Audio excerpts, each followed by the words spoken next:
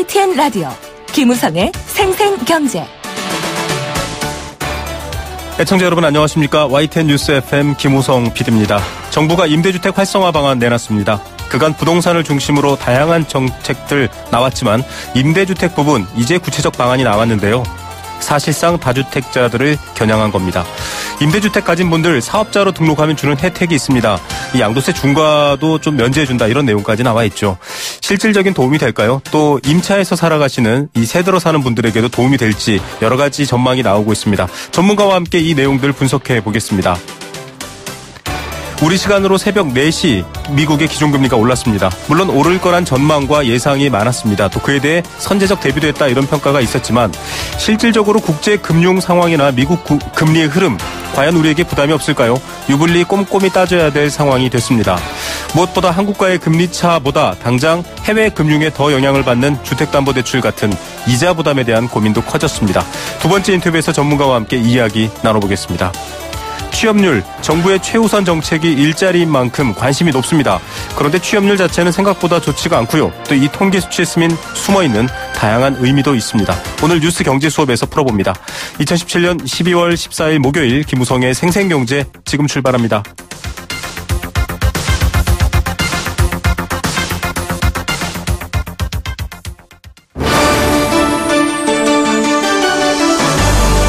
YTN 라디오 김우성의 생생경제.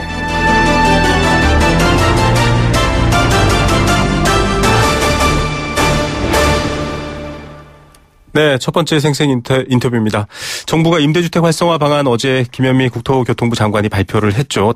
다주택자 임대사업자로 등록시켜 세금과 건강보험료 같은 혜택을 주겠다. 또 주거 안정을 확보할 수 있도록 세입자들도 돕겠다. 이런 내용입니다.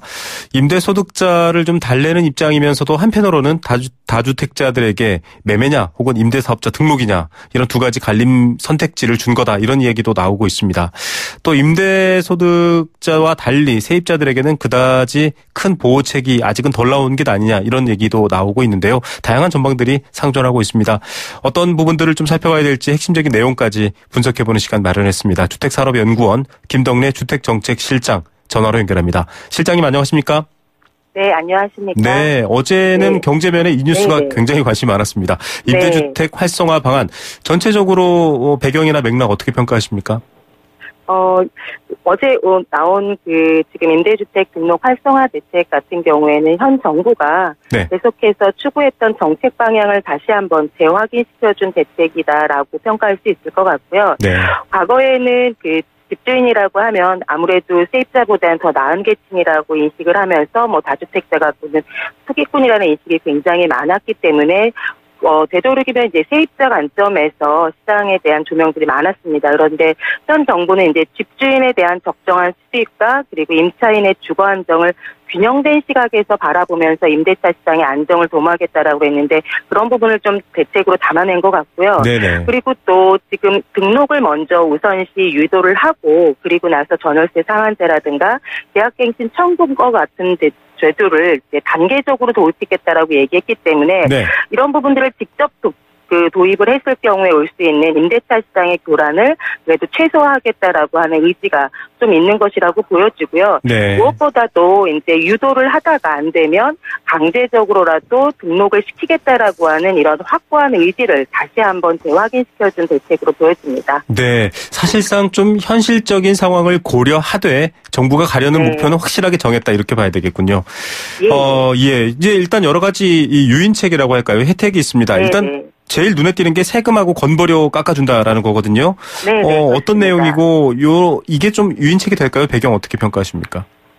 그동안 다주택자 중에서는 여러 채 주택을 가지고 계신 분들 중에는 임대주택 사업자로 등록하기를 원하시는 분들도 있었습니다. 그런데 그동안에 임대소득세가 노출이 되지 않다가 노출됐을 경우에 그때 갑자기 증가할 수 있는 건강보험료에 대한 부담들이 이제 많아질 수 있기 때문에 꺼렸던 부분들도 있는데 이번에 건강보험료의 부담 부분들을 굉장히 많이 대폭적으로 준 부분들이 있습니다. 그래서 2000년 말까지 등록을 하면 건강보험료를 4년 임대할 경우는 40%를 감액을 해주고 8년 임대할 경우는 80%까지 해주기 때문에 굉장히 큰 폭의 건강보험료의 부담은 완화된 걸로 보여지고요. 네. 이 외에도 취득세 같은 지방세라든가 그리고 이제 임대소득세에 대한 감면 부분들 그리고 양도소득세 감면들에 대한 혜택들이 있기 때문에 그동안에 임대주택을 꺼렸던 부분들에서도 굉장히 이제 좋은 유인책으로 작동될 수 있을 걸로 보여집니다. 네.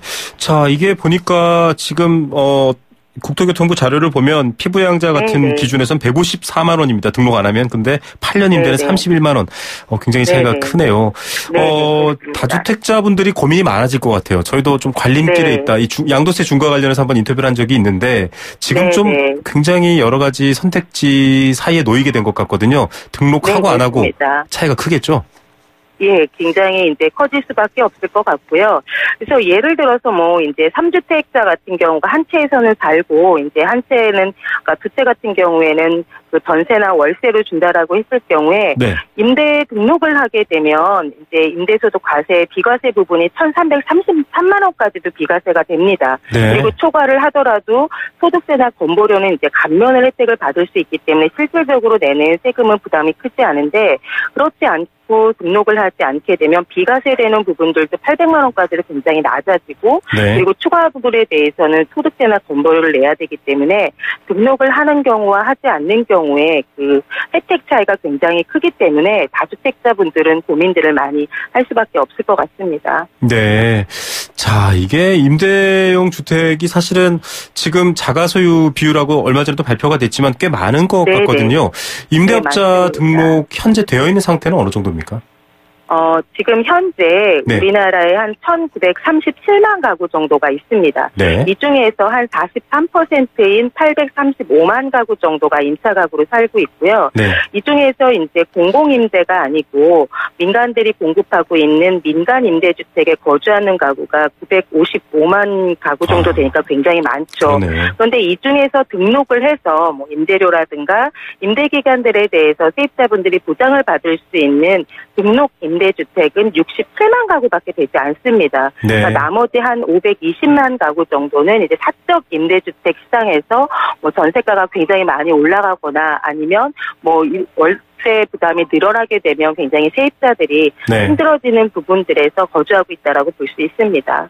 예. 자, 지금 일단 부동산 자체의 이익 실현을 위해서 투기적인 돈이 몰려들고 했던 지난해 어떤 여러 가지 문제들을 네네. 줄이고 안정화, 이게 지금 여기에까지 네네. 나타나는데. 네네. 예. 근데 실장님, 효과 부분에 네. 사실은 여러 얘기가 나오고 있거든요. 이게 유도 효과가 네. 있을까? 사실 좀 당근으로서의 어떤 유인책이 부족하다. 또 6억 원 초과주택에 대한 확대 기대도 컸는데 좀 빠져있다. 뭐 여러 네. 얘기가 나옵니다. 어떻게 보십니까?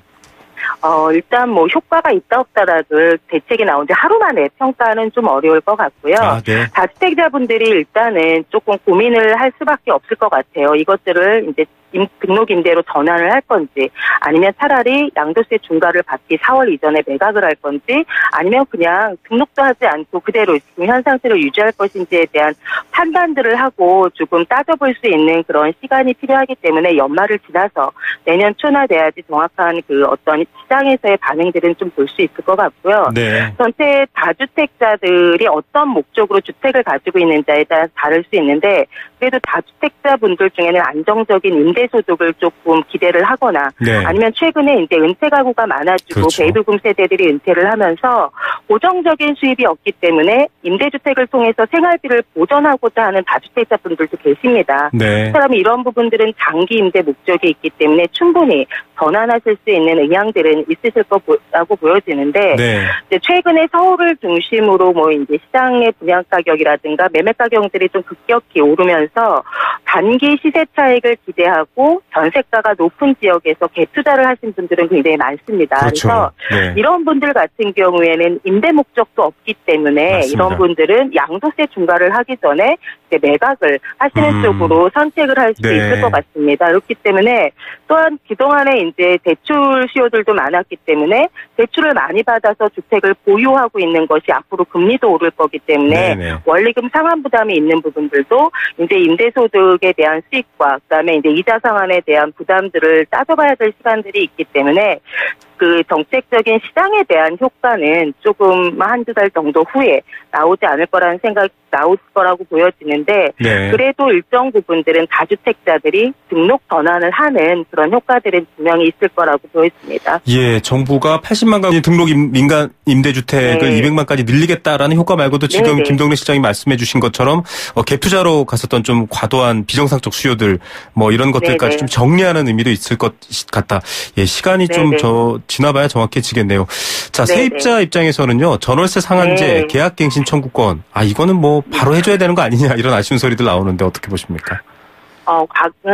선진국들에서도 그런 임대료 규제를 했을 때 부작용들이 이미 경험치들이 있습니다. 그래서 현재 바로 전월세 상한제라든가 계약갱신 청구권을 도입해버리게 되면 임대인 입장에서는 굳이 임대를 할 이유가 없기 때문에 바로 매물로 시장에 내놓아서 임대주택이 없어질 수도 있고요. 네네. 그리고 임대인이 굳이 돈을 들여가면서 임대의 품질을 유지하기 위해서 주택관리를 하지 않을 수도 있습니다. 그렇죠. 비용적인 측면이 있기 때문에 그러면 오히려 임대주택의 품질이 낮아지기 때문에 세입자들이 오히려 더 낮은 질의 주택에서 살아야 되는 문제들도 있기 때문에 오히려 등록을 좀 더 활성화시키고 그리고 등록된 주택에 대해서 전월세 상한제라든가 아니면 계약갱신 청구권들을 도입을 하게 되면 공적 지원에 대한 부분들에 대해서 주택에 대한 공공성을 확보할 수 있는 부분이기 때문에 오히려 임대인 입장에서도 수용하기가 좋은 부분들이 있습니다. 그래서 단계적으로 도입을 하는 것이 오히려 세입자에게도 장기적으로는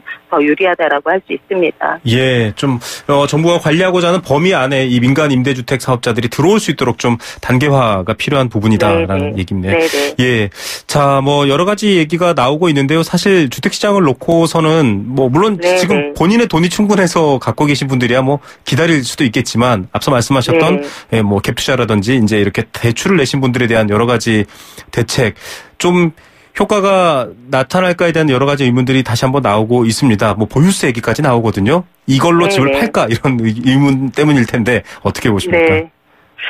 저는 정부가 굉장히 확고한 의지를 가지고 있다라고 보여집니다. 그렇다라고 하면 정상적인 방법에 의해서 주택을 구입하지 않았거나 그리고 내가 장기간에 의해서 뭐 임대를 하고자 하지 않았던 분들 같은 경우에는 더 불리한 시장 환경이 될 수 있기 때문에 그런 분들은 이제 매각을 하는 쪽으로 의사결정을 하는 것들이 좀 많아질 거라고 보여집니다. 그러면 정상적으로 이제 임대 수입을 기대할 수 있는 쪽으로 시장이 좀 개편되지 않을까라는 생각이 들고요.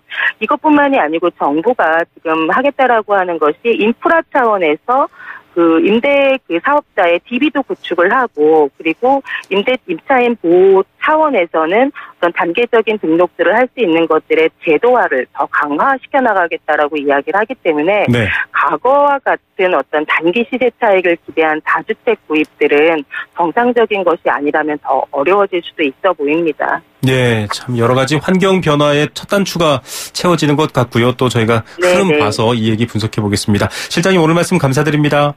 네, 감사합니다. 네, 주택산업연구원 김덕래 주택정책실장이었습니다. YTN 라디오 김우성의 생생경제. 네, 함께 느끼는 우리 경제 공감사전입니다. 애청자 여러분들을 위해서 활짝 코너 열어놨고요. 여러분들의 다양한 의견 기다리고 있겠습니다. 샵 0945번 문자메시지로 참여할 수 있습니다. 우물정 0945번인데요. 단문 50원, 장문 100원의 정보 이용료 부과됩니다. 오늘의 공감사전 주제 앞서 인터뷰에서도 계속 얘기한 임대사업자입니다. 노후 은퇴하신 분들 보통 세를 주면서 또 다른 소득을 만듭니다. 그만큼 사실 노후 생활을 유지할 수 있는 국가의 어떤 사회적 복지, 안전망 조금 부족한 편이죠. 그래서 이렇게 하기도 하는데 이분들까지 다 임대사업 등록해라. 지금 정부는 이렇게 얘기하고 있습니다. 물론 이분들이 타겟이 아니라 다주택을 가지신 분들 때문이겠죠. 임대사업자를 좀 정의한 말이 뭔가 이렇게 봤더니요. 주택사업을 목적으로 설립된 지방공사 또는 임대주택법 규정에 의해서 주택임대사업을 하기 위해 등록한 사람 이렇게 말합니다. 법 테두리 안에 있다 이런 말일 텐데요. 임대사업자로 등록하게 되면 자연스럽게 그 임대에 대한 소득 신고가 됩니다. 이에 따라서 각종 세금이라든지 여러 가지가 늘어나게 됩니다. 그런데 지금 나온 정책에서는 이런 세금, 건강보험료 감면해 준다라는 그런 의미에서의 활성화 방안이 발표됐죠. 또 반면에 주택을 여러 채 갖고 있을 때 세금은 무겁게 부과가 됩니다. 아직은 안 나왔지만 보유세 얘기까지 계속 나오고 있는 상황입니다. 이제 선택하라 이런 말인데요. 어떻게 생각하십니까? 여러분들께서는 임대사업자 혹은 임대사업에 대한 생각 어떻습니까? 여러분들의 의견도 기다리겠습니다.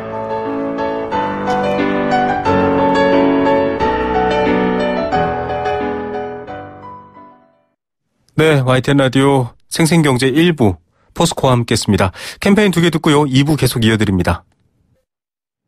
네, 8498님은 임대상가 사업자로 등록하고 20년 가까이 또 임대료도 인하해줬는데 건보료 인하 해당되는지요라고 하셨는데요. 지금 2019년부터 임대사업자 등록한 분들에게는 여러 가지 혜택 돌아간다 이렇게 보도가 나오고 있거든요. 또 상세한 것들은 담당 부처에 직접 확인도 해보실 수 있을 것 같습니다.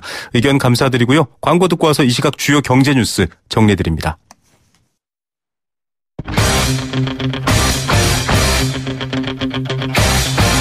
지금 가장 뜨거운 경제 소식. 경제 톱 뉴스. 네, 현재 시각 오후 3시 29분 25초 지나고 있습니다. 이 시각 주요 경제 뉴스입니다. 비즈니스워치 김춘동 기자 연결합니다. 안녕하십니까? 네, 안녕하세요. 예, 저희가 다음에 이어지는 인터뷰로도 준비했지만 미국 기준금리 예상대로 올랐네요. 네, 미국의 중앙은행인 연방준비제도가 기준금리를 0.25%포인트 또 올렸습니다. 지난 3월과 6월에 이어서 올해만 세 번째인데 이에 따라서 미국의 기준금리는 1.25에서 1.5%로 올랐습니다. 미국의 기준금리 인상은 노동시장과 주식시장의 호조, 또 시설 증가 등이 미국 경제 전반에 대한 자신감을 반영한 조치로 좀 풀이되고 있습니다. 네, 자, 여러 가지 올리게 될 것이다 전망은 기존에 많이 나왔습니다. 국내 반응이 궁금한데요. 한국은행은 좀 걱정할 필요 없다 이런 얘기를 했네요. 네, 우리나라 이번에 미국이 금리를 올리면서 우리나라와 미국의 기준금리 역전 현상이 좀 가시권에 들어오고 있는데요.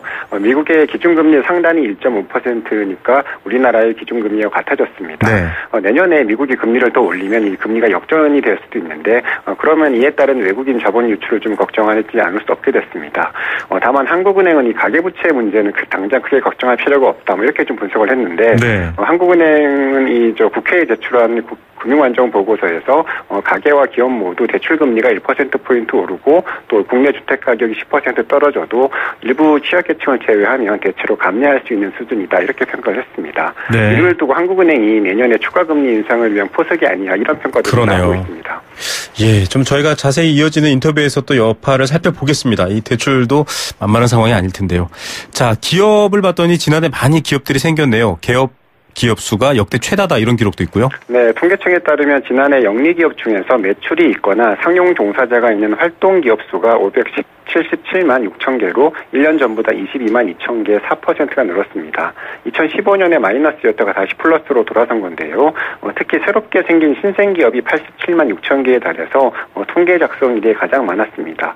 활동기업 대비 신생기업 수를 따지는 신생률이 15.2%로 1년 전보다 0.6%포인트 올랐는데 2015년 기준으로 활동기업의 1년 5년 생존율도 모두 올랐습니다.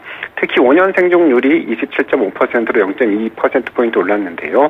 5년 생존율이 오른 건 통계 작성 이래 좀 처음 있는 일이라고 합니다. 네, 참 반가운 소식일 텐데 기업 중에서 어려워서 문 닫는 기업, 폐업 기업은 오히려 줄었다. 이것도 좀 좋은 소식이네요. 네, 폐업하거나 2015년부터 1년 이상 활동하지 않은 소멸 기업이 64만 개였는데 역대 최다였던 2014년에 77만 7천 개와 비교하면 13만 7천 개나 줄었습니다.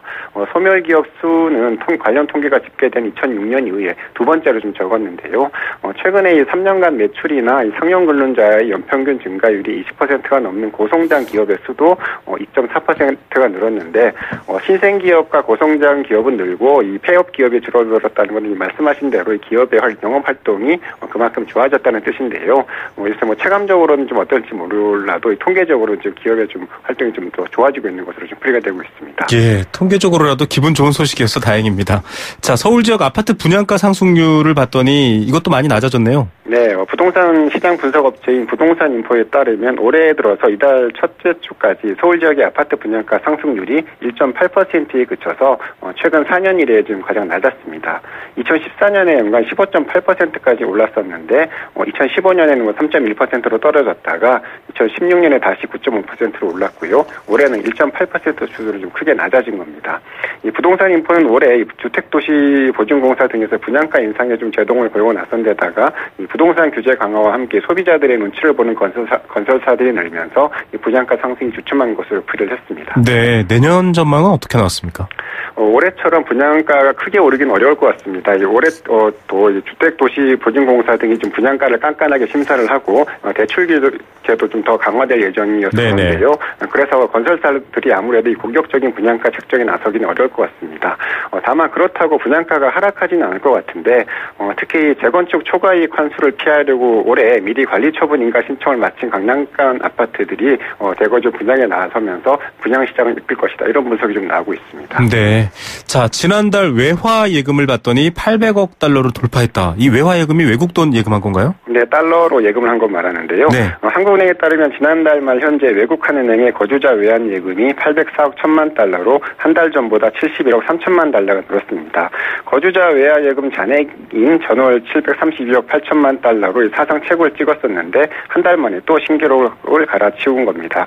세부적으로 보면 외화 중에서 달러화 예금이 56억 7천만 달러 늘어난 681억 4천만 달러로 집계가 됐는데요.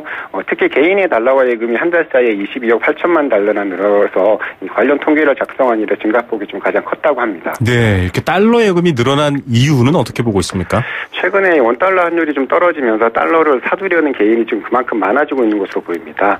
달러 예금으로 좀 재테크를 하는 개인이 그만큼 많아지고 있다는 건데 네. 실제로 지난달에 평균 환율을 보니까 달러당 1,102.8원에서 10월에 1,129.5원과 비교하면 26.7원이나 떨어졌습니다. 네. 기업들 역시 달러와 가치가 떨어지고 수출 대금이 늘고 있는 가운데서 환율이 계속 떨어지다 보니까 무역 대금을 원화로 바꾸어 두지 않고 달러로 그냥 예치해두는 사례가 좀 많아지고 있다고 합니다. 예. 자, 한때 또 와인 열풍이 불어서 마트에 가시면 와인 사려고 여기저기 이제 살펴보시는 분들이 있는데 봤더니 수입 와인이 해외보다 한 80% 비싸게 파는 것도 있다고요? 네, 소비자교육중앙회가 국내외 백화점과 대형 할인마트, 전문 판매점 등 총 93곳에서 수입 와인과 위스키 등 총 1,262종의 가격을 조사했는데요. 수입 레드 와인의 국내 평균 가격, 판매 가격이 46,100원 정도였는데 수입 평균가보다 무려 6배나 좀 비쌌습니다. 주류 세금까지 모두 포함된 가격이 기준인데 여기에 판매 관리비나 물류 비용 등을 좀 더 한다고 해도 유통 마진이 너무 심하다. 이렇게 좀 분석을 했습니다. 네. 또 국내외에서 이 모두 판매되고 있는 수입 주류 가격을 함께 비교를 했더니 레드와인 36개 제품의 국내 평균 판매 가격이 해외보다 평균 79.8%나 비쌌고요. 네. 화이트와인은 83.5%, 위스키도 25.5%나 이 국내가 더 비싼 것으로 그렇게 나타났습니다. 예, 수입 맥주와는 좀 다른 양상인 것 같기도 하네요. 오늘의 톱뉴스는 어떤 것 고르시겠습니까? 미국의 금리 인상 기사를 꼽고 싶은데요. 미국은 물론 우리나라도 이제 내년부터 금리가 오를 일만 좀 남은 것으로 보이고 있는데 전반적인 금융 시스템에는 문제가 없을 수 있겠지만 이 저소득층과 고소득자를 고령자를 비롯해서 이 소득 기반이 약한 취약계층은 충격이 클 수밖에 없어서 미리미리 좀 대책 마련이 필요하지 않나 이런 생각이 좀 들었습니다. 네, 금리 인상의 여러 여파, 부작용 좀 계속 챙겨봐야 할 것 같습니다. 오늘 뉴스 감사합니다. 네, 감사합니다. 네, 비즈니스 워치 김춘동 기자였습니다.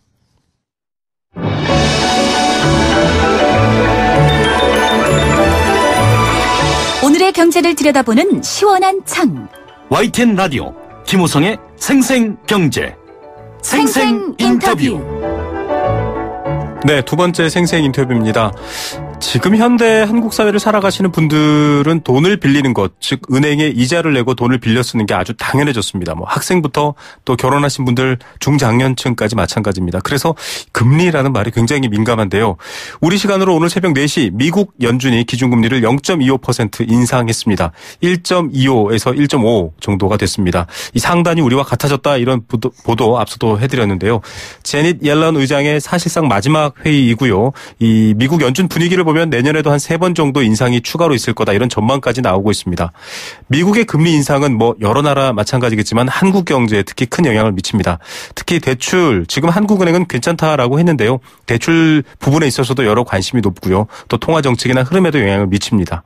자, 이 미국 금리 인상 어떤 의미와 또 어떻게 전망할 수 있는지 그리고 국내에 미칠 영향 중에 좀 생각해 봐야 될 것들 어떤 것들인지 전문가와 이야기 나눕니다. 자본시장연구원 황세훈 연구위원입니다. 위원님 안녕하십니까? 네, 안녕하세요.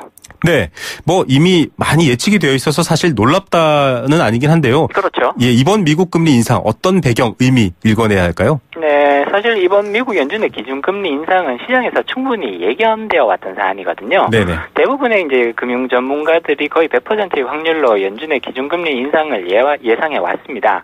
미국 기준금리 인상의 배경을 살펴보면 이제 가장 중요한 것이 미국 경기 확장에 대한 자신감, 이것이 매우 중요한 요소로 작용하고 있다, 그렇게 볼 수가 있고요. 네.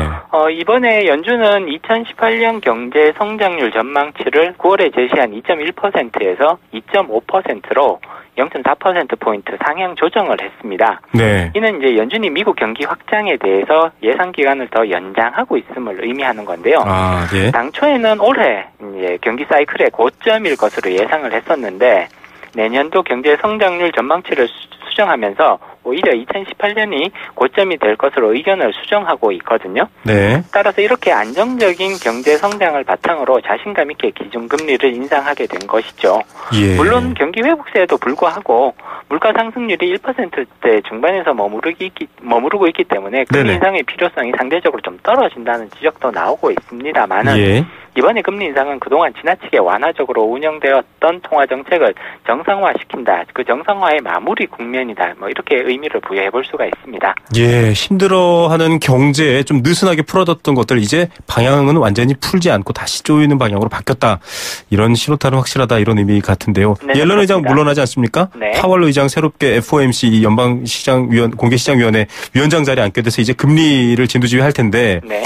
점도표라는 게 있더라고요. 아마 네, 이게 그렇습니다. 위원들 생각을 다 도합해서 알아보는 걸 텐데 한 3번 정도 더 오를 거다, 이런 분석 나오는데 어떤 내용입니까? 네, 일단 현재로서는 2018년에 3회의 기준금리 인상 가능성이 예고되고 있습니다. 네네. 기준금리 결정과 함께 관심을 모았던 사항이 바로 이제 연준 위원들이 어떠한 점도표를 그리고 있느냐인데요. 네네. 종전과 마찬가지로 내년도에 총 3회의 기준금리 인상 전망이 이번에도 계속해서 유지되고 있습니다. 네. 물론 내년 2월에 이제 현임 옐런 의장이 물러나고 새롭게 제롬 파월 의장이 취임하게 되면 연준의 이러한 태도에 변화가 생길 가능성도 있습니다만 네네. 파월 의장의 성향을 살펴보면 기존의 옐런 의장과 크게 다르지 않다라는 것이 시장의 평가이기 때문에 네네. 현재의 기준금리 인상 시나리오가 큰 틀에서는 유지될 가능성이 오히려 더 높을 걸로 전망이 되고요. 네. 다만 이제 한 가지 추가적으로 더 고민해 볼 필요성이 있는 것이 앞서도 말씀드렸듯이 물가 상승률이 계속해서 낮은 수준으로 유지가 된다면 네네. 당연히 금리 인상 경로에 변화가 생기지 않을까. 물가 상승률이 중기 목표인 2% 근처로 올라오지 않는다면 3회가 아니라 2회 정도로 축소될 가능성도 배제할 수는 없을 것 같습니다. 네, 여러 가지 급격한 변화까지는 또 아닐 수도 있다, 이런 얘기도 나옵니다. 경제 상황, 물가 등을 뭐 분석해서 내리겠지만 네네. 좀 속사정은 다를 수 있다. 지금 말씀하신 것처럼 좀 더 뭐랄까요, 이 정상화하는 속도를 늦출 수 있다, 이런 얘기도 나왔지 않습니까? 네네. 뭐 핵심 물가 정책은 또 기대와는 다르다, 이런 얘기들도 있던데 어떻게 봐야 됩니까? 일단은 기준금리에 영향을 미치는 중요한 요소는 경제 성장률과 물가 상승률이라고 볼 수가 네. 있습니다. 근데 이제 물가 상승률이 계속해서 낮은 수준에서 유지가 된다면 그렇다면 이거는 당연히 기준금리 인상 속도에 영향을 미칠 수밖에 없는 네네. 요소거든요. 네. 사실 경제 성장률과 물가 상승률 간에는 유의적인 상관관계가 존재를 하는데요. 네. 경제가 꾸준히 성장하고 있다면 네. 많은 경우에는 이것이 총수요를 증가시키기 때문에 네. 물가 상승의 압력을 높이는 요소로 작용하고 있는데 네. 근데 지금의 미국의 경제 상황을 살펴보면 경기 회복이 이어지고 있음에도 불구하고 물가 상승률은 연준의 중기 목표인 2%를 지속적으로 하회하고 있거든요. 네. 이제 연준의 금리 결정이 어려움을 겪는 이유도 사실상 여기에 있는 것이죠. 물가 네. 상승률만 놓고 보면 굳이 금리를 올리지 않아도 되는 상황인데 네. 경제 성장률은 또 괜찮게 나오고 있단 말이죠. 그렇죠. 따라서 이제 금리 인상에 대한 다양한 이제 이견이 나오고 있는 이유도 여기에 있다고 볼 수가 있는데 사실 이제 미국뿐만이 아니라 유럽, 많은 국가에서도 이런 현상이 이제 공통적으로 관찰이 되고는 있습니다. 우리나라도 그렇고요. 그렇죠. 자, 지금 뭐 여러 가지 우리나라 금리 인상 때도 이런 지적들 비슷하게 나온 부분이 있는데 국내 상황 좀 돌아보겠습니다, 위원님. 네네. 지금 뭐 통상 사실 미국 금리 나올 때 항상 내외 금리 차다, 뭐 외화가 빠져나간다, 이제 이런 우려만 나왔거든요. 네네, 그렇습니다. 뭐 물론 그것도 사실은 역사적으로도 있었던 일이고 걱정할 일이긴 한데 어떤 영향들을 받게 될까요, 주로? 일단 미국의 기준금리가 인상되면 가장 먼저 나오는 것이 이제 한국과 미국 간의 금리 격차가 축소되면서 외국인 자본이 급격히 유출될 수 있지 않느냐. 사실 네네. 우리가 이런 경험이 있었거든요, 네. 과거에. 네. 따라서 이제 그런 우려가 자연스럽게 나오는데 한미 간의 금리 차가 좁혀질수록 외국 자본 유출에 대한 압력이 커지는 것은 맞습니다. 네. 미국에서 금리가 오르면 미국에서 자금을 굴릴 때 더 많은 수익이 나니까 그렇죠. 사실 자금이 빠져나가게 되는 거거든요. 네. 그렇기 때문에 이제 미국의 기준금리, 요번에 이제 미국이 기준금리를 올림으로써 우리나라 기준금리와 미국 기준금리 상단이 완전히 같아지게 되었는데요. 네네. 아직까지는 자금 유출의 징후가 뚜렷하게 나타난다고 보기는 조금 어려울 것 같고요. 네. 사실은 자금 유출은 기준금리가 굉장히 중요한 영향을 미치는 것은 사실이지만 이외에도 다양한 요소에 의해서 영향을 받거든요. 네. 예를 들자면 시장금리, 경제성장률이라든지 거시경제의 안정성, 그 다음에 뭐 주가, 환율 등도 자금 유출에 네. 영향을 주는 요소들입니다. 네네. 따라서 미국의 기준금리가 국내 기준금리와 동일한 수준으로 높아지긴 했지만 우리 경제의 안정성이 상당히 양호하게 평가받고 있다는 점, 네. 그리고 이제 시장금리와 환율이 이미 기준금리의 변화를 충분히 반영하고 있기 때문에 급격한 자금 유출에 대한 우려는 매우 제한적인 수준이라고 평가해 볼 수 있을 것 같습니다. 예. 자, 근데 한국은행은 뭐 걱정하지 마라라고 얘기를 한 이유가 이제 금리 인상의 여파 충격이 크진 않을 거다라고 한 이유가 결국 또 이렇게 뭐랄까요, 금리 차를 맞추기 위해서 올리려고 저런 말 한 것 아닌가, 이런 해석도 있던데 어떻게 봐야 됩니까? 네, 일단 우리나라 기준금리의 인상 결정은 뭐 다양한 요소들에 의해서 영향을 받습니다만 미국의 기준금리 인상 결정이 굉장히 중요한 영향을 미치는 것도 사실인 것 같거든요. 네. 그렇기 때문에 한국은행도 미국이 추가적으로 지금 이제 이번에는 이미 11월 달에 기준금리를 인상을 했기 때문에 네네. 이번 12월에 미국 기준금리 인상 영향은 사실상 크지 않다라는 것이 시장의 전반적인 평가고요. 네. 그렇지만 내년에 만약 미국이 진짜로 3회 정도 기준금리를 인상하게 네네. 된다면 그것은 분명히 국내 시장에 굉장히 큰 영향을 미치는 요소이고요. 네. 한국은행으로서도 기준금리 결정에 이러한 요소를 반영하지 않을 수가 없거든요. 네. 결국은 미국의 기준금리 인상 횟수 그리고 인상 시기가 사실상 국내 기준금리 결정에 굉장히 중요한 방향타 역할을 할 수가 있다. 네. 미국이 3회 정도를 기준금리를 인상을 하게 된다면 한은도 최소한 2회 정도는 기준금리 인상이 그렇겠네요. 불가피하지 않을까. 네. 그리고 그 인상의 시기도 사실상 어느 정도는 그 미국 인상 시기를 쫓아가는 그런 형태로 나타날 가능성이 상당히 크다고 시장에서는 지금 전망하고 있습니다. 예, 참 그 시기에 맞춰서 어떤 선제적 대응까지 한번 생각해 볼 수 있겠고요. 네네. 가계부채 문제가 큽니다. 지금 그렇습니다. 사실은 뭐 이자 오른다라고 하면 돈 빌린 분들의 걱정이 제일 커지는 건데 어떤 분석가들은 이런 얘기도 하더라고요. 주택담보대출은 한국은행 기준금리보다 오히려 미국이나 이런 국제시장 금리의 영향을 더 많이 받는다. 그래서 사실 미국 금리 인상 지금 가계부채, 특히 주택담보대출 같은 분들한테 큰 부담될 것이다. 이런 분석도 있던데 이 이야기 사실인가요? 어떻게 봐야 됩니까? 일단 주택담보대출의 금리는 두 가지 요소에 의해서 모두 영향을 받는다. 그러니까 국내 기준금리 플러스 네. 국제금융시장의 금리 이 두 가지에 의해서 모두 영향을 받는다고 네. 보시는 것이 타당할 것 같습니다. 네. 주택담보대출 받아보신 분들이라면 다들 아실 것 같은데요. 변동금리형 담보대출은 주로 현재 이제 코픽스라는 거에 연동되어 있거든요. 그 코픽스는 은행의 자금 조달 비용을 원가, 예. 고려해서 이제 결정이 되는데 여기에는 기준금리와 시장금리가 모두 반영이 되는 특성이 있습니다. 네. 그리고 그 중에서도 특히 이제 시장금리라는 것은 미국의 연준 금리 정책을 즉각적으로 반영하고 있거든요. 그렇죠. 그리고 이제 외국인 투자자들이 이러한 움직임이 이제 중요한 역할을 하고 있는 것이 사실이고요. 네. 따라서 국내 기준금리가 움직이지 않더라도 네. 주택담보대출의 금리는 국제금융시장의 금리에 영향을 받게 됩니다. 전적으로 네. 받는 것은 아니지만 당연히 네네. 상당한 부분으로 영향을 받을 수밖에 없는 것이고요. 네. 주택담보대출의 금리가 국제금융시장의 금리를 따라갈 수 있는 그런 구조가 마련되어 있는 것이죠. 예, 참 이런 부분들까지 고려해서 또 여러 가지 해법들도 만들어 놔야 될 것 같습니다. 오늘 말씀 여기까지 듣겠습니다. 감사합니다. 네, 감사합니다. 네, 자본시장연구원 황세훈 연구위원이었습니다.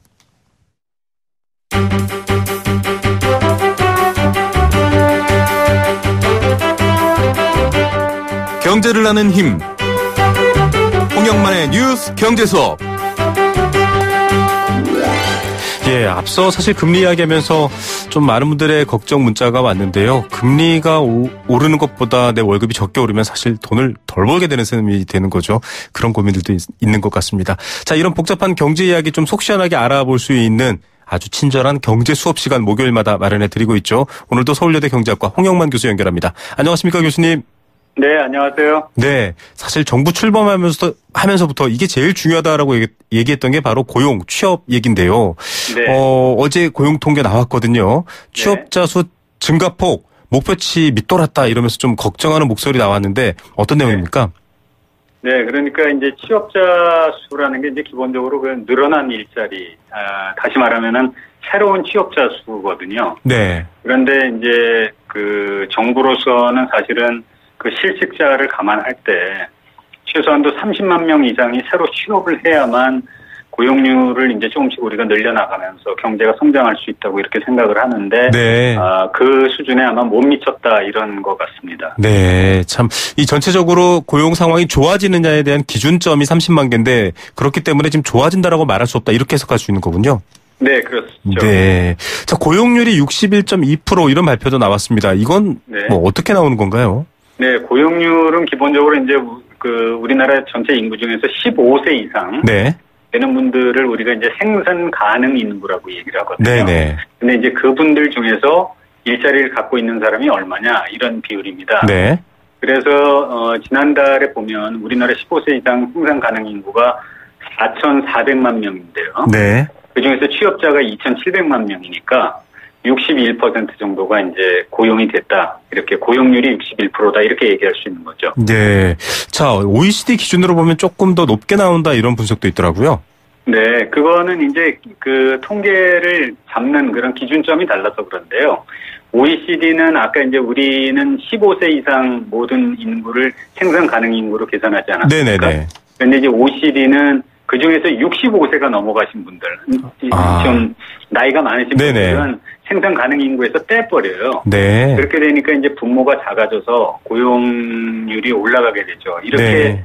계산을 해보면 이제 우리가 한 67% 되는데 네네. 이게 OECD 회원국들의 평균 고용률 수준하고 비슷합니다. 네. 그런데 이제 독일이나 영국, 캐나다 이런 데는 보통 고용률이 한 73% 정도 되거든요. 네네. 그러니까 그런 나라에 비하면 조금 낮다고 이렇게 얘기할 수 있겠죠. 네. 자, 뭐 우리가 프랑스보다는 이 기준이라면 65세까지 끊어서라면 기준은 프랑스보다 좀 높게 나오는 상황이네요. 자, 그렇습니다. 예. 이 뭐 네, 이 경제 관련 여러 특히 일자리 통계 나올 때 사실 좀 헷갈리는 분들도 많이 있으실 것 같아요. 고용률 지금 얘기해 주셨는데 실업률 얘기가 또 보도가 많이 되지 않습니까? 예. 앞서 고용률이 지금 우리나라 기준으로 하면 61%다. 그럼 뭐 실업률은 계산할 필요 없이 한 39 이렇게 나와야 되는 것 아닌가요? 근데 보면은 보도는 뭐 3.4% 이렇게 나오거든요. 어떻게 봐야 됩니까? 맞습니다. 지금 말씀하신 대로 이게 실업률이라는 게 사실 고용 상황을 너무 좋게 평가하는 경향이 있어서 네네. 그것을 이제 보완하기 위해서 이 고용률 지표가 유용하게 사용되고 있는 거거든요. 네. 그래서 이제 이 고용률하고 실업률이 다른 거는 기본적으로 고용률은 생산할 능력을 가진 인구 중에서 몇 사람이 취업했느냐. 네네. 이걸 보는 거고요. 네. 실업률은 경제활동 인구, 다시 말하면 생산 활동을 하려는 사람들 중에서 일자리가 없는 사람의 비율이 얼마냐 이렇게 따지는 겁니다. 네. 그래서 이제 숫자를 가지고 말씀을 드리면 네네. 우리가 이제 11월 달에 생산할 능력이 있는 사람이 아까 4,400만 명이라고 그러지 않았습니까? 네네네. 생산 가능 인구. 예, 네. 그렇죠.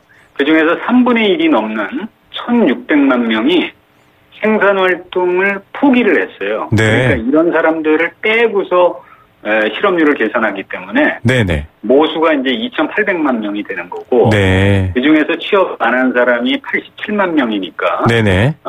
실업률은 한 3.2% 이렇게 되는 거죠. 아, 네. 이걸 참 여러 가지로 빼는군요. 그 기준 같은 것들도 좀 나누는 게 좀 복잡한 것 같고요. 네. 실업률이 3.2%라고 해도 사실은 일을 못하는 사람들이 많은데 이거 사실 이렇게 얘기하면 이걸 믿고 쓸 수 있나 이런 걱정도 드는데 어떻습니까? 네, 그렇지만 실업이라는 게 기본적으로 이제 자기가 경제 활동을 할 의사가 있느냐, 의사가 있는 사람을 기준으로 해서 이제 네. 그 사람들 중에서 취업을 못한 경우를 상정하는 것이라서 네네. 이거는 어찌 보면 통계에 약간 불가피한 측면이고요. 문제는 이렇게 생산 활동을 할 의사가 없는 사람 중에는 네네. 자발적으로 내가 생산 활동 안 하겠다 이렇게 네. 하는 사람들보다 어쩔 수 없어서 이 구직 활동을 하지 않는 사람들이 많거든요. 네. 요즘처럼 이제 취업이 어려운 상황에서는 열심히 이제 구직 활동을 실제로는 해야 될 젊은 층들이 네. 아예 이제 취업이 안 되니까 구직을 포기하는 상황으로 내몰리고 있는 거죠. 예. 그래서 이제 이런 사람들까지도 만약에 우리가 경제활동 인구에 넣게 되면 네. 실업률은 현재보다 더 많이 올라가겠죠. 예, 맞습니다. 이게 지금 사실 공무원 시험에 몰입하시는 분들, 또 그 중간 과정에 있는 분들, 또 최근에는 니트족, 교육도 안 받겠다, 취업할 생각도 없다, 이런 분들까지 참 복잡한 네. 상황입니다. 청년 실업률은 9.2%, 더 걱정되는 상황인데, 네. 좀 뭉뚱그려서 말씀해 주셔야 될 것 같습니다. 경제학적 관점에서도 이 문제 좀 다시 봐야 되겠죠? 그렇죠. 아무래도 청년 실업이라는 건 이제 말 그대로 이제 청년 29세 미만의 이제 인구를 대상으로 하는 건데요. 네네. 지금 아무래도 이제 고등학교나 대학을 졸업한 사람들은 대부분 직장을 구하기 때문에 다른 연령대보다 실업률이 높게 나오는 거는 일반적인 경향입니다. 그런데 네. 지금 우리 실업률을 보면 한 3배 정도 높지 않습니까? 그렇죠. 예, 그 얘기는 이제 신규 일자리가 그만큼 없다는 거고요. 네. 그래서 앞으로 이런 청년 실업률을 낮추려면 그 퇴직자들로부터 기존의 일자리를 이어받는 것에 더해서 이제 완전히 새로운 일자리를 만들어야 하는데 네. 그러려면 젊은이들이 마음 놓고 창업에 도전할 수 있게 좀 정부가 적극적으로 지원을 해줄 필요가 있고요. 네. 그다음에 알겠습니다. 우리가 이제 경쟁력이 있는 의료 산업 같은 거 있지 않습니까? 네네. 이런 데 각종 규제나 빗장들이 많이 있는데 네. 이런 것들을 과감하게 풀어가지고 네. 외국인들을 대상으로 하는 각종 의료 서비스를 제공하게 한다든지 하면 네. 새로운 일자리들이 많이 생기지 않을까 이렇게 생각이 됩니다. 예, 기회라는 단어가 또 청년 실업률 문제에는 더 중요한 해법 같습니다. 교수님 오늘 말씀 여기까지 듣겠습니다. 감사합니다. 네, 고맙습니다. 네, 서울여대 경제학과 홍영만 교수였습니다. 네, 생생경제 포스코와 함께했습니다. 사연 주신 9246님 감사드리고요. 저는 내일 오후 3시 10분 다시 찾아오겠습니다. 김우성의 생생경제였습니다.